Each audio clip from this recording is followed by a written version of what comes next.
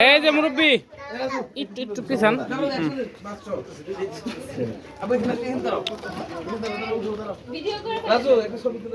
জি sir.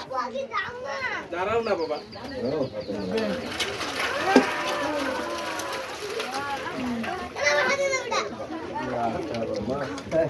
ধরো হাত ধরে।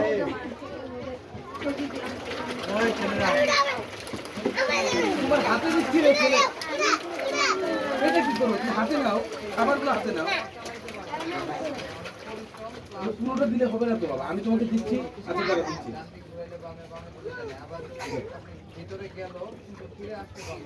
রাজু তুলছো?